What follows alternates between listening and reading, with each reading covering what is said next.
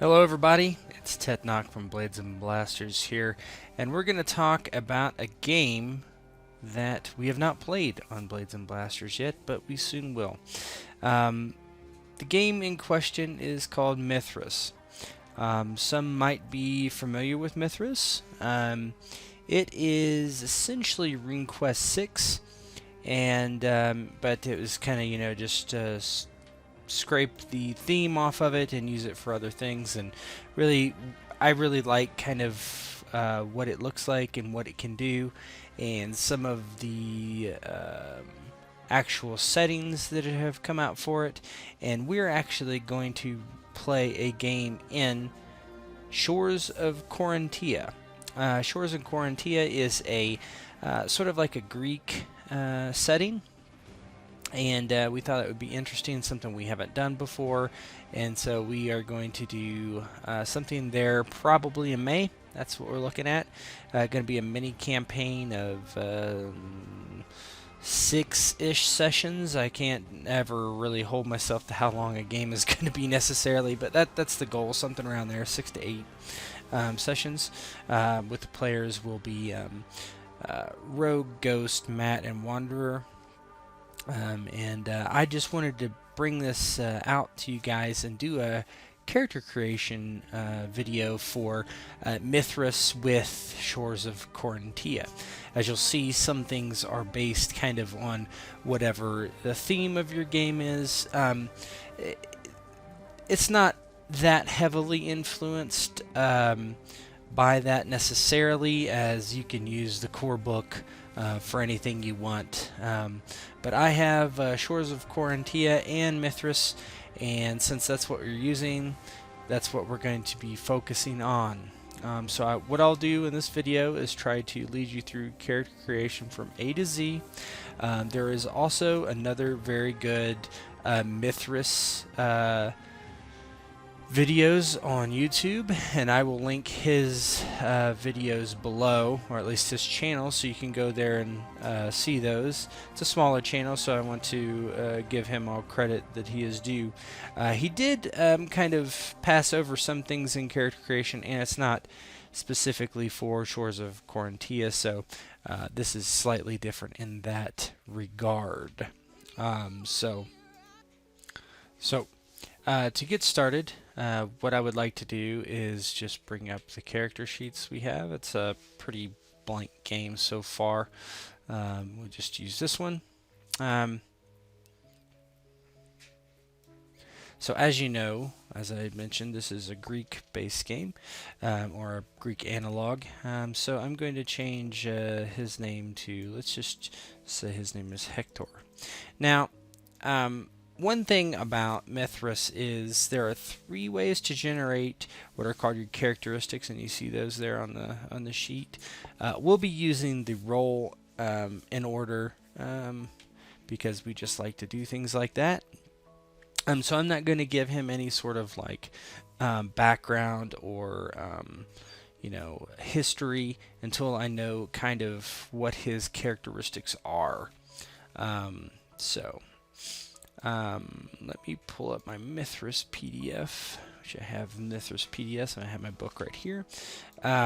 So I suggest you absolutely buy the game and follow along on your PDF or your book.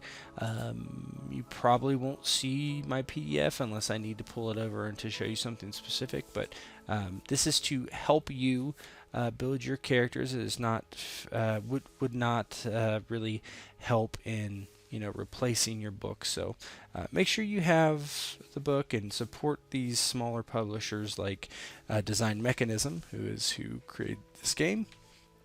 And so go from there. One thing I would like to mention about Mythras is, like I did mention earlier about RuneQuest 6, is that it does have some similarities, obviously, to RuneQuest 6 and to games like Basic Role Playing and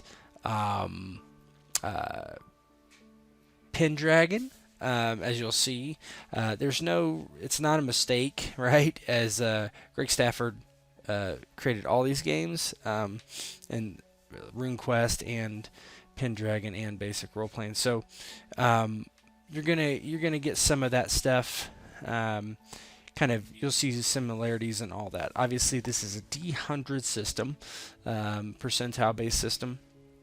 Roll lower than your skill is good, and I'm not going to get into a big system overview here. Maybe I'll do another video for that. But right now, this is just character creation. So let's get started. The first thing, we're using a human character here. Some non-human characters get certain differences to some of their characteristics, but for this, we're using a human. So most of our characteristics, all but two, when we're doing the roll method, you roll 3d6, and that's what they get. So intelligence and size are 2d6 plus 6. So I'm going to go and I'm going to do all the 3d6s first, and then I'll do the 2d6s. Okay? Most of these are what you kind of consider. There's some that are a little different, right? Strength is how strong you are. Constitution is kind of how tough you are. Size is your physical size, like how big of a person you are. Dexterity is how good you are and how nimble you are with your hands and your body, things like that. Intelligence is how smart you are. Power is, kind of like your soul, your willpower, your capacity for magic, things like that. That's a little different. You don't see that in a lot of systems, although you do see it in basic role-playing. So, Call of Cthulhu, that's something in there.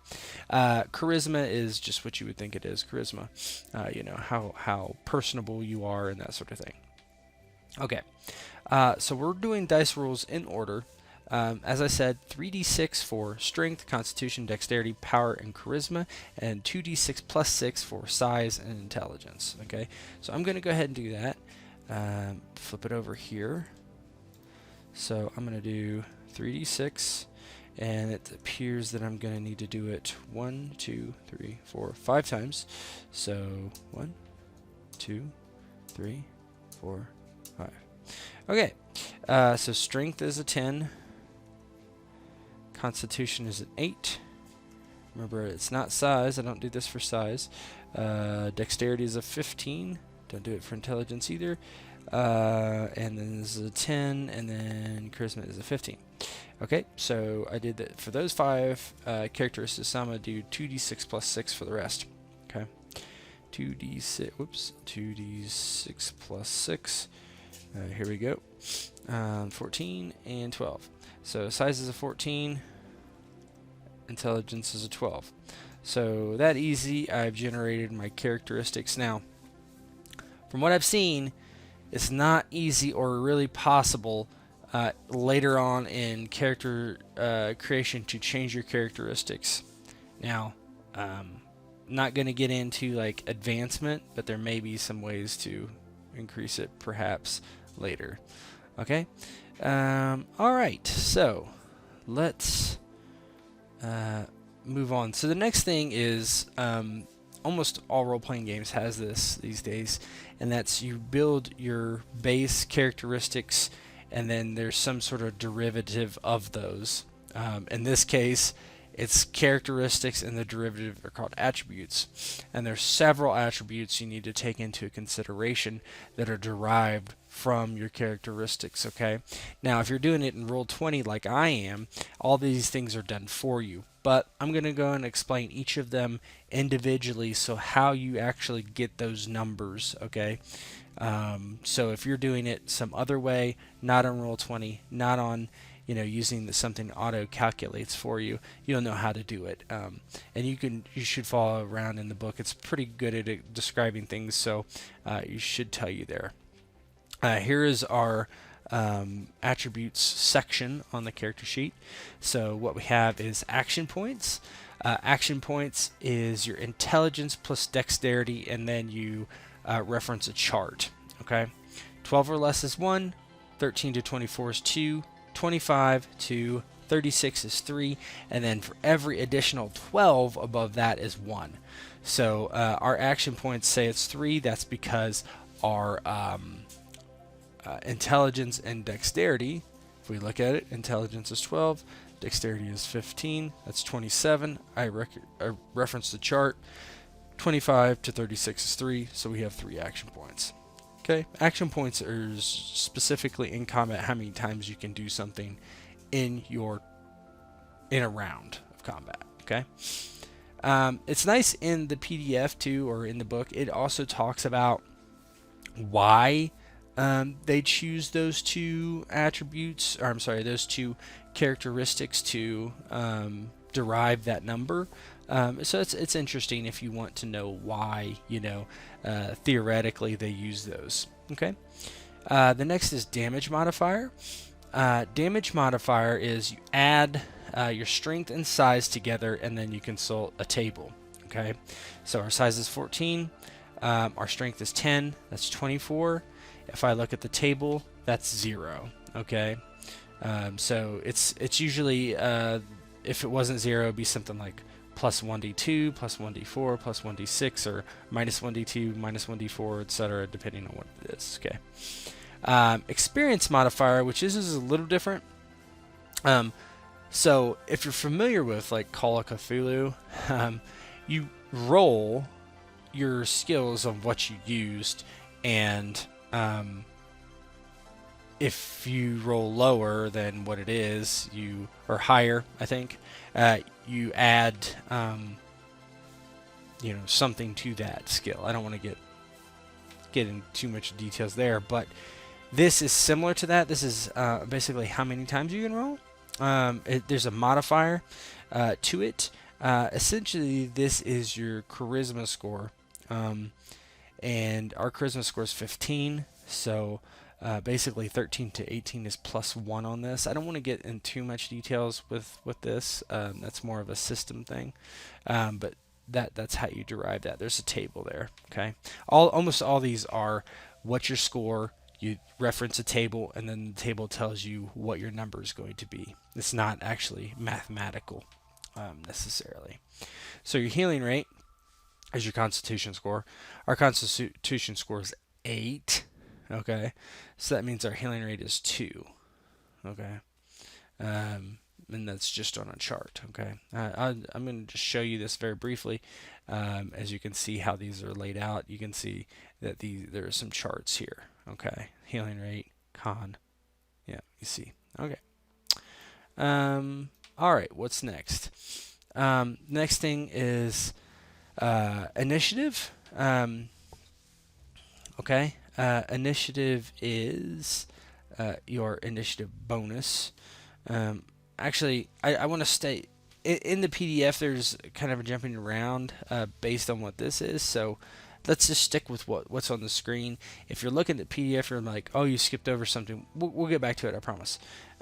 First thing here is we have initiative bonus. Your initiative bonus is actually your dex and your intelligence combined, and then you look at a chart. So intelligence is 12, and dexterity is 15. That's 27. Okay. The initiative bonus is the average of those two, actually. So this is not actually, you look at a chart, you just take the average. Okay. So if you see, like it says it's 14, so divide the 27 by 2, round up, 14. Okay. Luck points. Luck points allow you to do a few things like re-roll the dice if you want, mitigate physical damage, gain edge in combat, things like that. Not going to go in super detailed about that. So luck points are basically your power. So your power, ours is 10. Okay, and then so that on a chart equals 2. Magic points, if you're using magic, is also power. And it just equals whatever your power is. So you can see here we have magic points of 10, but and our power is 10, so it's the same. The next thing here is you see movement rate. Movement rate is no derivative in anything. It's based on your race, and humans have a standard movement rate of 6. everybody moves 6, unless there's things you get. I think there's some skills you can get that can bump that, but for baseline, it's 6. Okay, so some of the things that I skipped over. The main thing is your hit points. Okay, very briefly. In Mythras, you do not have like a total pool of hit points for your entire character. Instead, each of your body locations have hit points instead. Okay, for a human, you see them listed here: right leg, left leg, abdomen, chest, right arm, left arm, and head. Each one of these locations has a specific number of hit points. Okay, so each location has its own hit point pool. You don't have any total hit point pool. It doesn't happen. Okay, so how do we reach this? So it's constitution and size added together, and then you cross-reference a table. Okay, so our constitution is 8, very poor. Our size is 14, which is pretty good. So it's 22. So if I look at this table, I'll see 21 to 25, and then it gives me a list of the different locations. So each one of those has some different amounts of hit points. Like leg is 5, abdomen is 6, chest is 7, each arm is 4, and head is 5. If you look here, like I said, arm, each arm is, each arm is 4, yeah, head is 5, chest is 7, abdomen is 6, and the legs are 5. I think that's exactly what I said. So this auto-calculates it all for you. That's fine. Later on, you can put armor in these, and so that offsets some damage there. Okay? So that is the other thing that I skipped was actually your height and weight, which you can derive this way. It's based on your body frame and size. You choose your body frame. Your size is what you rolled. So I rolled a 14. You can say, I want to be lithe or medium or heavy. Those are the body frames. Now they're all in kilograms and centimeters. So just to say, I'll just say this person is lithe. Let's say lithe. Live 14 for that would be, it's a table as you might expect. So he would be 66 to 70 kilograms. Let's just say he is 68 kilograms.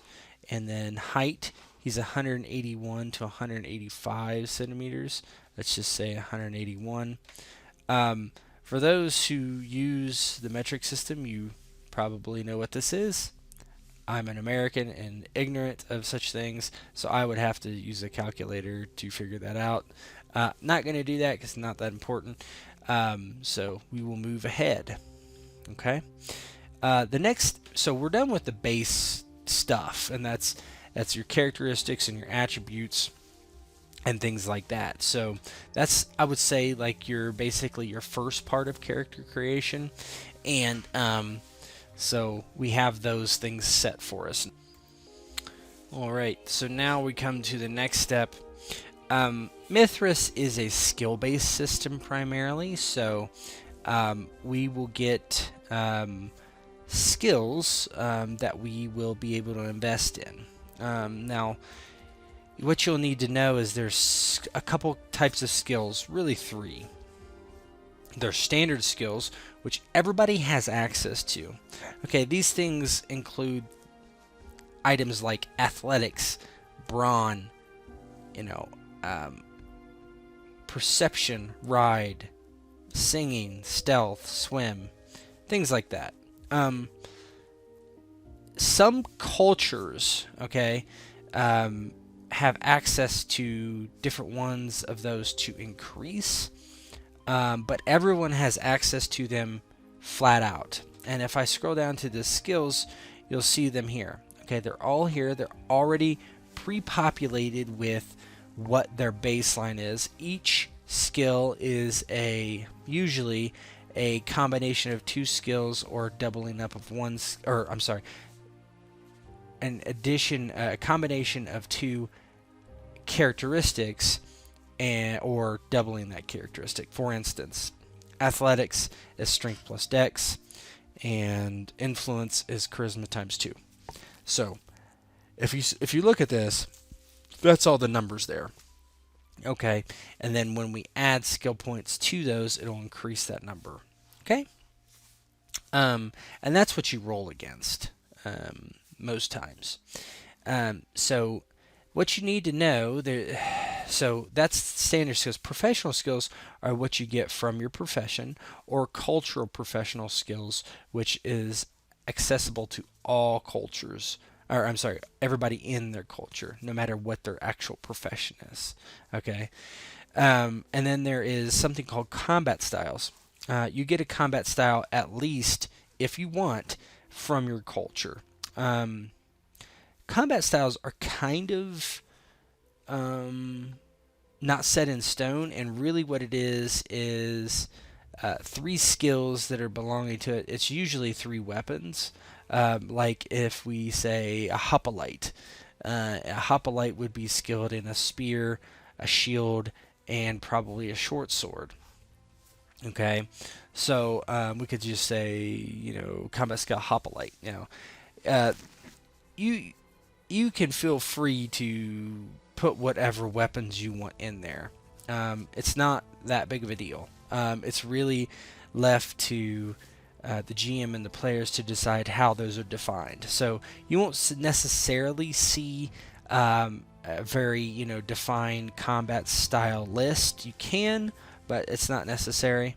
And so those are the 3 things that you will be increasing in this part of character creation. Okay. The first thing we need to do is figure out what culture we're from. And everybody in this game are Korantia. Okay, so this is not in the main Mythras book. So if you are looking in the main Mythras books, there's 4 types of cultures, and those cultures are civilized, barbarian, nomadic, and I'm forgetting one, primitive. Okay, so each one of those has their own cultural skills that you get to choose. Now we're going to use Shores of Korantia for the basis of this character creation, and so I'm going to use the cultural skills out of that book instead. Okay, so if I look in that book and I look at the cultural skills for a Korantia, they are athletics, concealed, drive, influence, insight, locale, and willpower. Okay, so I'm going to take those and I'm going to determine what I want. Now, professional skills for this culture are art, and anytime you have not asterisk, but a parentheses with any in it, you have to specify. Okay, and then in the skill themselves, it gives you advice to what you can specify in necessarily, right? Commerce, craft, another, craft any, language any, lore any, musicianship, rights, quarantine, streetwise. Now, I'm not going to go into detail about what all these skills are, but you should look in the core rulebook and they'll explain all that stuff. Okay, so what we need to do now is spend 100 skill points on all of these. Now, the combat style as well, right? So that's included in that. So combat style, standard skills, and professional skills that all come out of your culture. Okay. There are some rules around it. Number 1, you have to spend at least 5 in each one of these. Every single one. So all your standard skills, all the professional skills you pick, you get to pick 3, by the way, and your combat style, if you want one. You don't have to take a combat style. This is to simulate a character that is not a combatant, for whatever reason that will be.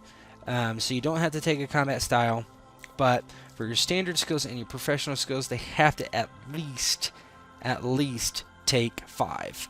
Okay. Now, our quarantine does give us some, possibility for combat styles. What I'm going to use, I'm just going to pick that now. I'm going to just do a Levy Archer. Now, I might change this just a bit. I do know I want him to be a ranged fighter. Maybe. His dexterity was pretty good, as I recall. Yeah, it's 15. So that makes sense. I'm going to keep that as that right now. That doesn't mean anything, really, yet, because I haven't picked what weapons go into that, so it's fine. But now, what I know that I need to do is I need to know at least I need to spend 5 and at least that, so that's 5, okay? So I have 5 there. So I have another 95 to go. So knowing that, let's start with standard skills because they're already on the page. I don't have to add them, and I know that I need them. So if I look at my cultural skills, athletics is at least 5, so I'm going to just put a 5 in here. 5. What else? Conceal, 5. Drive, 5. Influence, 5. Insight, 5. Locale, 5. And willpower, 5. Okay, so those are the standard skills. I have to put at least 5 in it. I might put more, so that's 10, 15, 20, 25, 30, 35. So I've spent a total of 40 already. Okay, so now my professional skills. I'm kind of getting an idea of what this guy might be based on just kind of his statistics or his characteristics. Very good at dex and charisma. So what would he be good at? Well, so maybe I should look at what my skills do, right? What are these skills that I can use? So if I look in the the Mythras book, we can find out. So if I look at professional skills that this art is power and charisma, so that's not too bad. What else that I can do? Commerce, intelligence, and charisma. That's pretty good for me.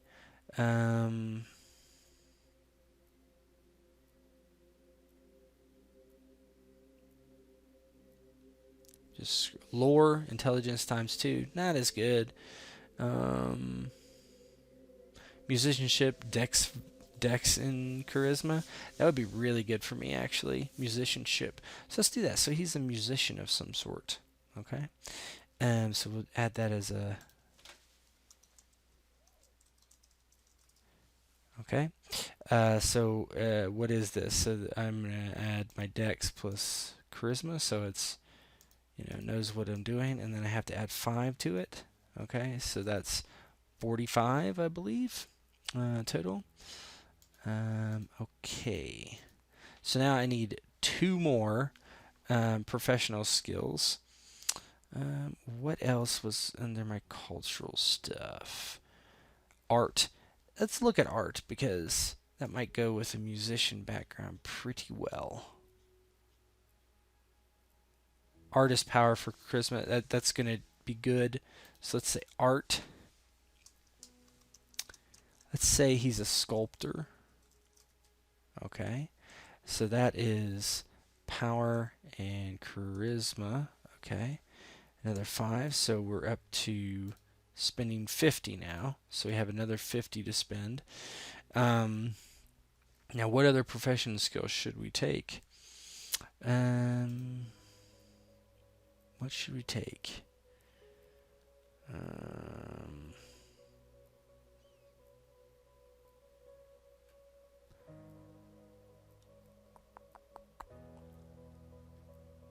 Let's see what rights do. So rights be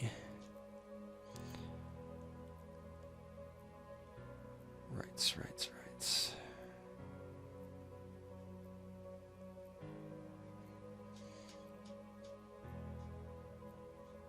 Interesting. This might be a quarantine only skill. Let's find out. So I'm not seeing it.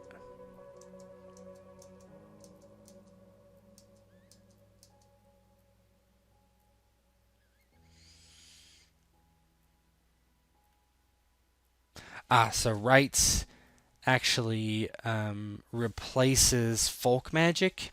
I don't want to do magic with this character really, just because I don't want to get into that level of detail. Maybe I'll make a magic character after. But that's what rights do. It's actually a folk magic skill, so that's why it wasn't in the Mythras book itself. So that makes sense. So it's interesting that you can do magic as just a cultural skill. It means if you want to be a magician of some sort, you can do it pretty easily. So let's just do something like craft. Yeah.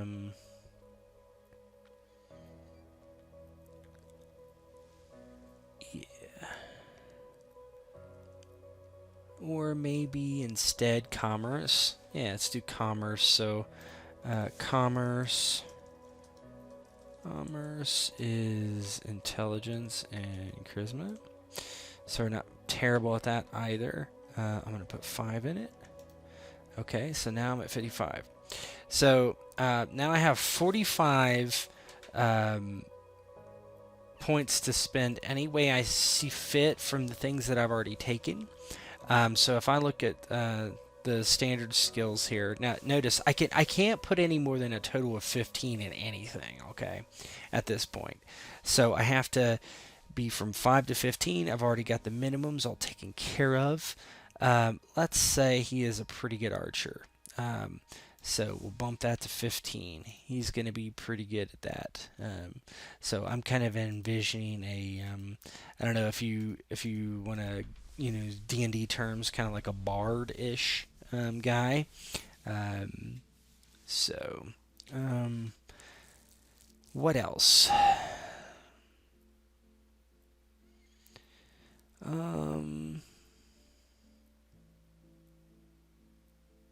How about we bump his musicianship up to 15, his art sculpting up to 15, so that's another 20. Okay, get him to 85. Let's say he's pretty good at keeping hidden, so add 5 to that. So now I only have 10 left. What should I do? Locale is kind of knowing your local geography and stuff like that, so I'll just bump that. So that's 100 right there. So that's all. That is all our basic skills that we get to actually give to our character.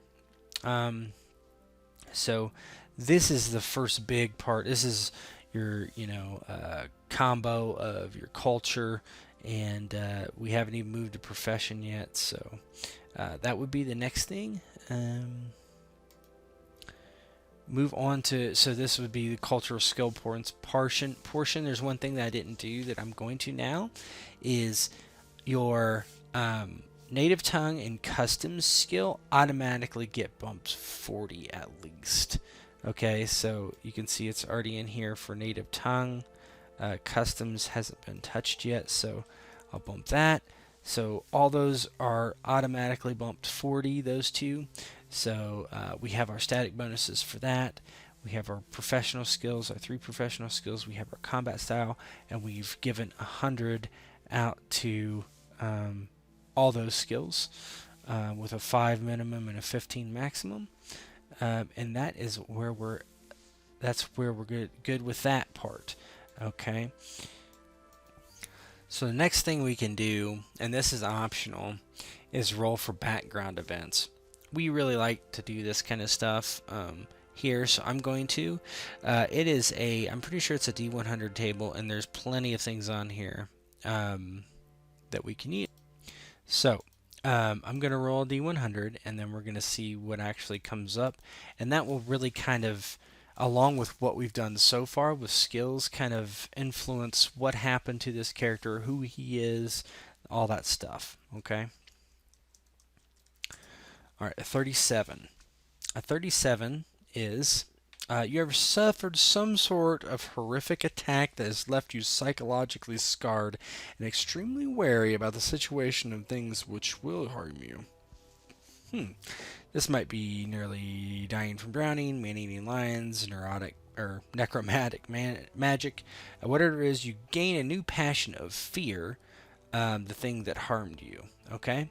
So that's very cool. That helps build the character. So the character is very scared of something, and he's going to have a passion to that.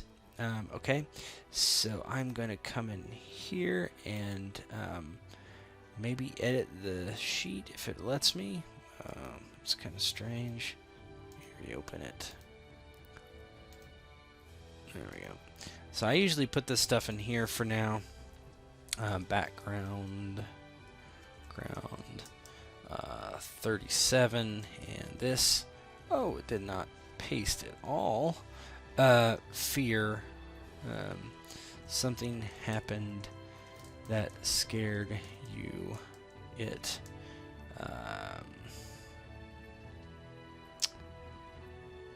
what should I say? Informs many of your daily decisions. Okay, and then I'll just put like passion, fear. So it's not 100% defined yet because I need to kind of think about what that could be.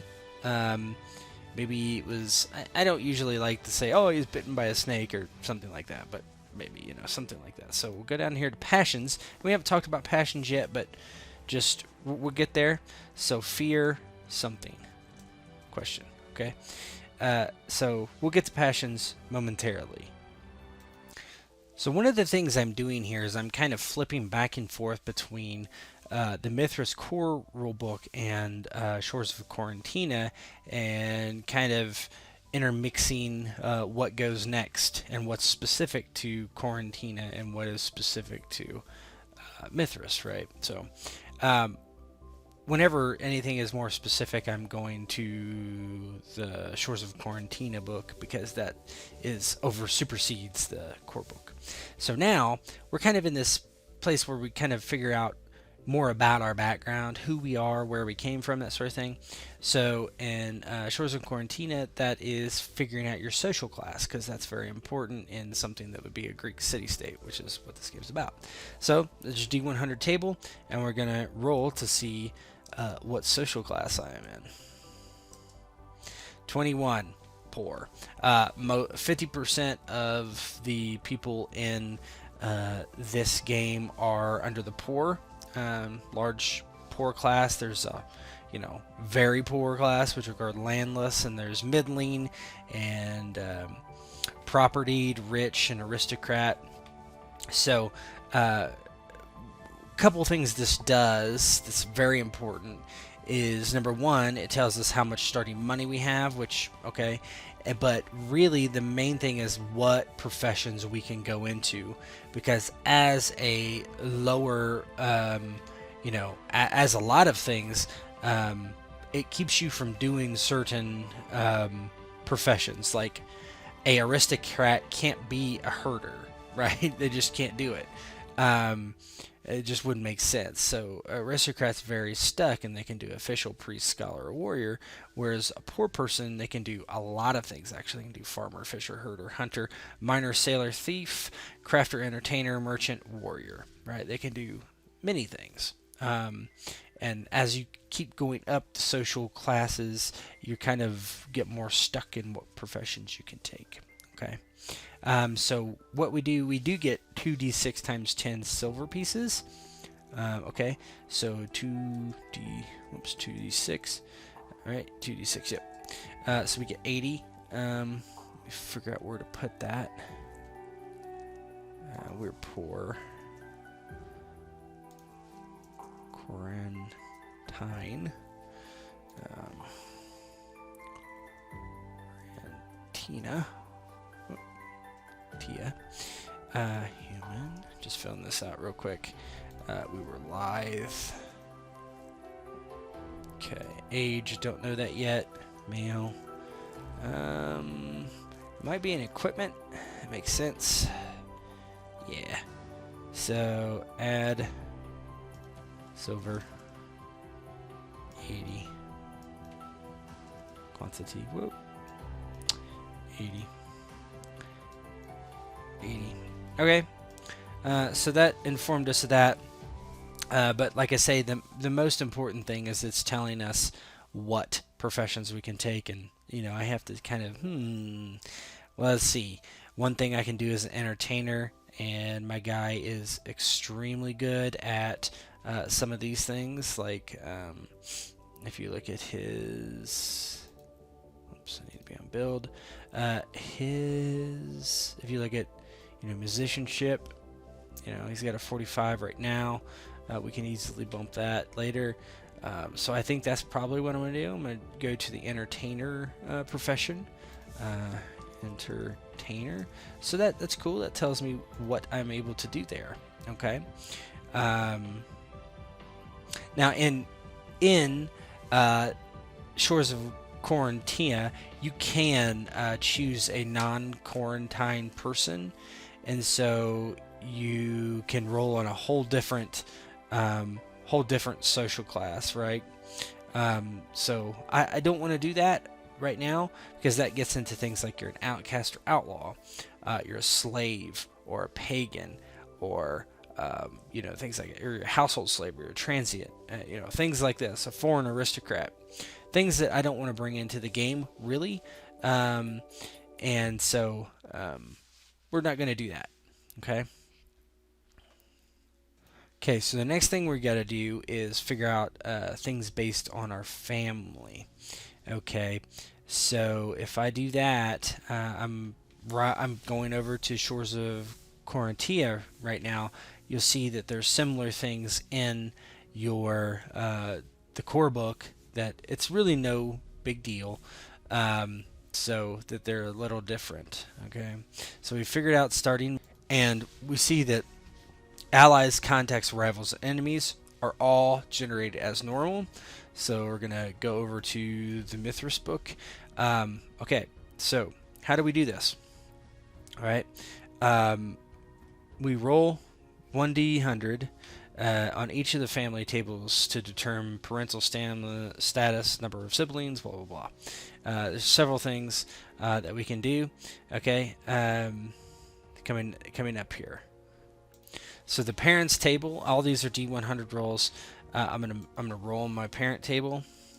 This is gonna help, and this is all optional, by the way. So both my parents are dead. Okay, yeah. Both parents dead.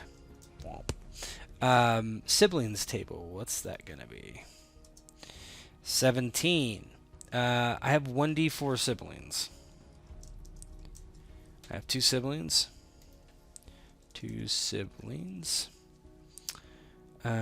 Okay. Extended family table. Okay. So I have no grandparents, no aunts and uncles, and no cousins. So, okay. No extended family.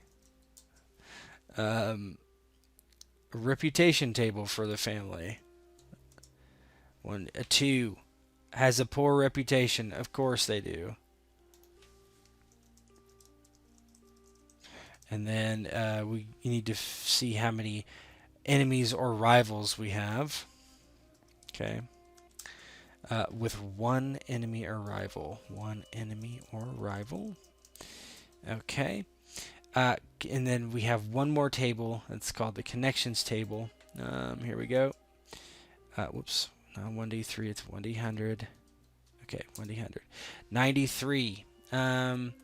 Let's see. Well connected in the community and is known to those commanding local power.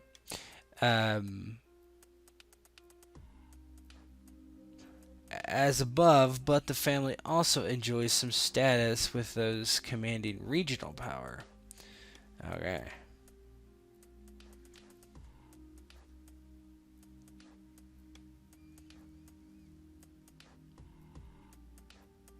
Let me just read this. So there's kind of like a subtable here. Okay. So the first thing is family is well connected. Is known to those commanding local power, and some status with regional power. Okay, and then there is I roll 1d4, and I get to do this twice, actually 3 times for this because of our high roll there. So let's just do that. Rolling 1d4. This is going to tell us, so 2. I gain a contact.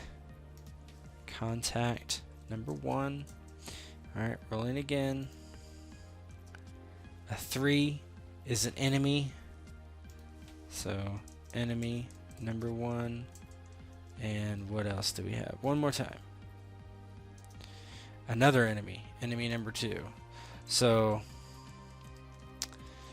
yeah, I basically have an enemy from up here, enemy down here, so 3 enemies. So not great, not great there.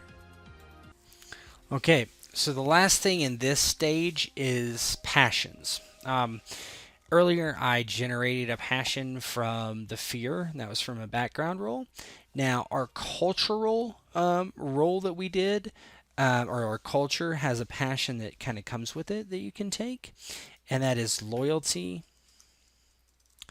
and then city-state, whatever city-state we are from. Okay, passions are very kind of optional. The whole system around passions are optional, but a person can say, I want to take a passion of this. This is something, and that can happen. Or GM can say, this happened in game. I think you should have a passion for that. Passions work in a way that I don't want to kind of overly describe right now. I will talk about how the percentile is actually created. So there is a chart, and so a passion for a place or a person, they're all kind of differently generated. Okay, so a place would do the city-state first. So something for a place is your power plus your intelligence. So that's what it started as. So 10, so it'd be 22. Okay, so 22 on that one. Fear, I don't know what it is yet. I think it's going to be something like knowing kind of like how my family is well known for some reason, even though they're poor, and have lots of enemies. I think the fear is going to be a person. Maybe that killed my parents and all my extended family. I mean, that's why I'm poor. Maybe it's not because I wasn't a wealthy person at one point, but my entire inheritance was destroyed, something like that. So I'm going to do fear. I'm going to do my fear of a group of people. We'll say a family of people. So that's also power and intelligence. So that's 22. I'll just say for now, because it's those who killed my fam. All right. So that is generating our passions, and so we're getting closer. This is not as taxing as the length of this video, but I just wanted to be specific with every step that we needed to do, and we still have 1 or 2 more left, and let's get to that then. Okay, so we've picked our career, an entertainer. So what we want to do now is we want to select what our professional skills are. Okay, so what are we going to do as a professional skills entertainer? That's the first thing we need to figure out. Okay, we know what they are, but we don't want to do the same things because we want to have access to other things. So acrobatics, acting, oratory, musicianship, seduction, sleight, and streetwise. So lots of new things we can pick there. I think I want to do. I'm really gonna want to play up this bard thing, dance, but also give him something like deceit. Okay, give him some kind of usefulness with that. He can also do brawn, but not gonna do that. Oh, I'm sorry. These are standard skills. Never mind. Those are standard skills. Not important for that. So professional skills. Sorry. Oratory. Okay. Um,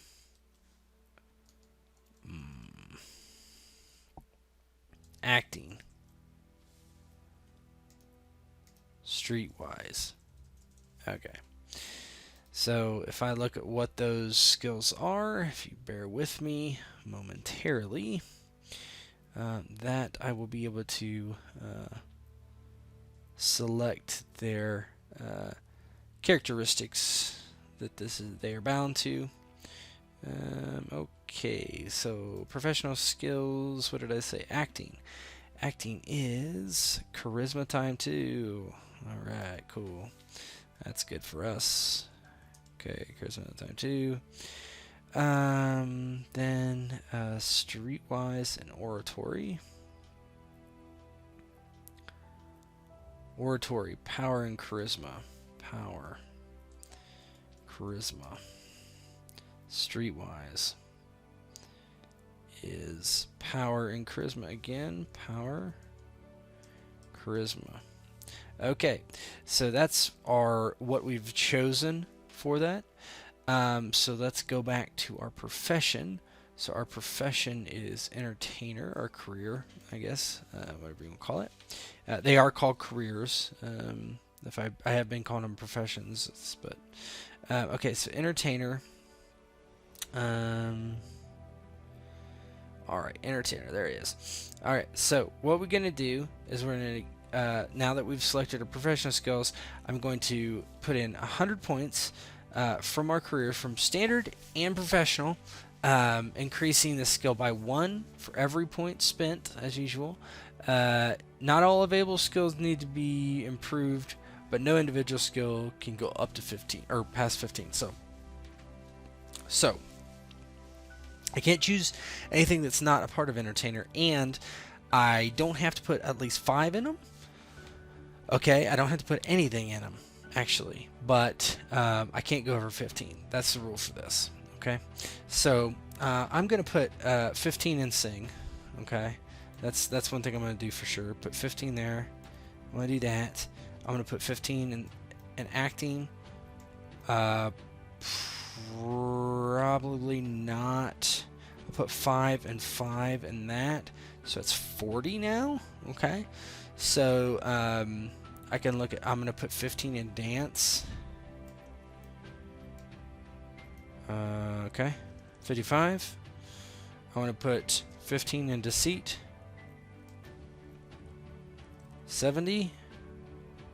I already did sing.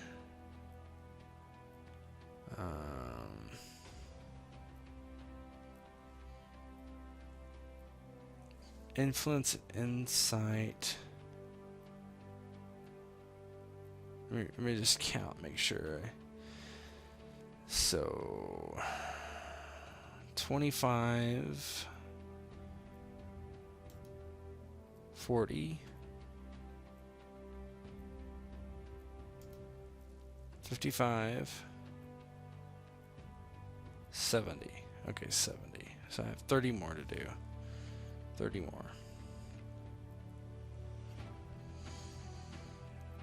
How about influence up to 10? Insight up to 10. So I have 20 more. I'll bring both these up to 50. So that does it. Okay. All right. Cool. So now I'm done with the career skills. Okay. Done with career skills now. So next thing that is important is age. Okay. And age is something that you can roll for. You technically pick what slot you go through. And what I mean by that is there's young, adult, middle age, senior, and old. You pick one of those, and then based on that, you get certain, bonus skills, maximum total skills, and background rolls. So we already did one background roll, so I don't want to do young because that's zero background rolls. I don't know why this is actually determined afterwards, but anyway, so we're going to do with adult. The youngest adult you can be is 17 because it's 15 plus 2d6. I'm just going to select 17. You can do that. It's not a big deal. The gist of it, I'll get 150 bonus points at this point and 150 bonus points and 15 total max increases that I can do. Okay. So, and bonus skill points is now the last time I'm going to put skill points into character creation. So, here's what I can do. I can pick a skill that's considered a hobby skill. Doesn't matter what it is. Okay.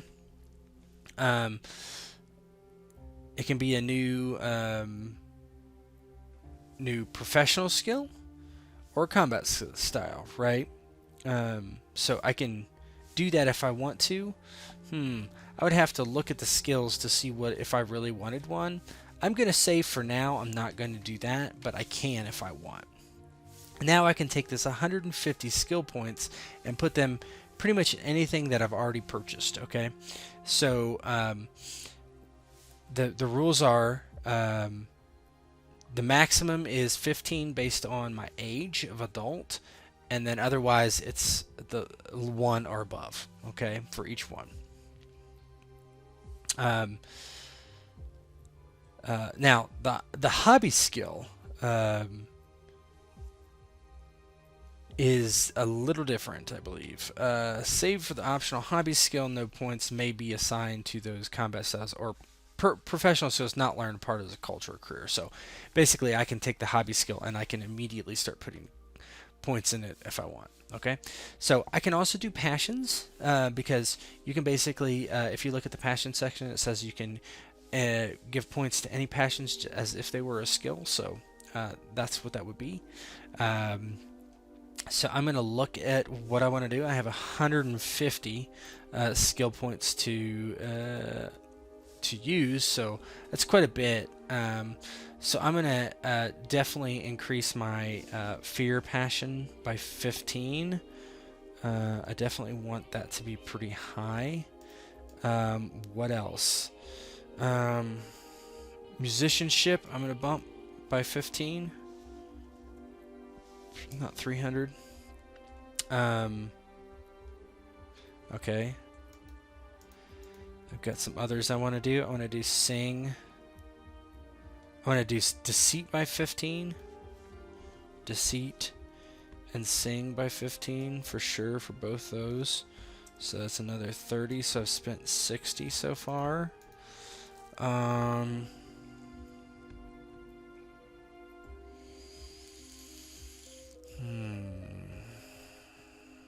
Dance.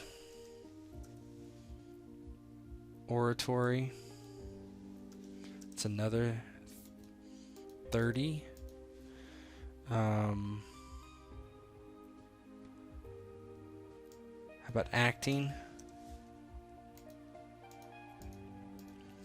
How about my weapon skill? Another 15. So I have 30 left. 30 left. 30 left.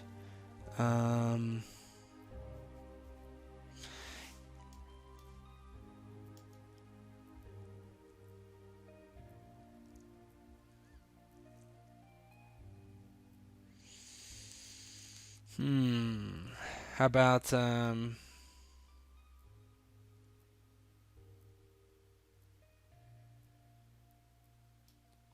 see.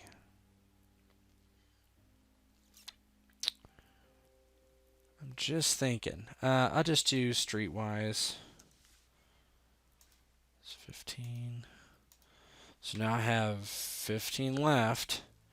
I'll just do insight. Okay, get that to 25. Ha! 150. Okay, so now I am done actually adding skill points. Okay, so one of the last things we need to do is do equipment, right? So it's a little different in Shores of Korantia than it is in the normal book, the Mythras core book, just because like what you can buy is a little different, and you know that sort of thing. So I know that as a poor person, my access to good stuff is going to be, difficult. But I'm not going to bore you with the drudgery of spending my cash, okay? But like, for instance, I'm an archer. If I wanted a bow, let's see, a hunting bow is 2 silver pieces, and I believe I have, what did I roll? 80, something like that. So I can do that, right? Now, if I wanted like a composite bow, right, or a recurve bow, that's 40. That would be half my money. And then it can get pretty detailed if you want it to be. Like how many arrows can you buy for 1 copper piece, and it has the conversion of copper to silver and state silver to silver pieces, and right, it can get into that level of detail. If we'll use that in our game, I don't really know, but yeah. So we went through the basics and entire character creation, so let's just hit the high points real quick before we end. This is a pretty long video. The first thing you do is you figure out how you're going to do your characteristics. Three ways. There's roll in order, roll in assign, or a point buy system. You can do that. The next thing is derive your attributes from those characteristics. Okay. There's all those things, including hit points and that sort of thing. Then the next thing is generate your standard and professional skills from your culture. So we know how to do that now. The next thing is to go through all our cultural things, like our background roles and those sort of things. A lot of those are optional, but I really suggest it. I think it really fleshes out a character. Like I think it really did this one too, with his fear passion. So you add your passions that way. Then you choose your career, and by what you choose in your career, then you're going to have more skill points to invest in your career skills. And then finally you're going to do your general bonus skills, is what they're called, at the end of character creation, which is basically everything pretty much goes that you had invested in earlier or have access to. Okay, so that includes all your standard skills and your professional skills and everything. So that is it, right? It is a lot of plugging in numbers, but it's really not that difficult if you just follow the steps from A to Z. I hope this helped. If you have any questions, feel free to leave a comment here or join us on our Discord fan club, and we can help you out there as best we can. Please look out for Shores of Korantia next month in May 2020 if everything goes well, and just with everything going on right now, just please everyone be safe out there, and follow social distancing if you can, so we can get past this as soon as possible. And also subscribe and like this video. Thank you very much, guys.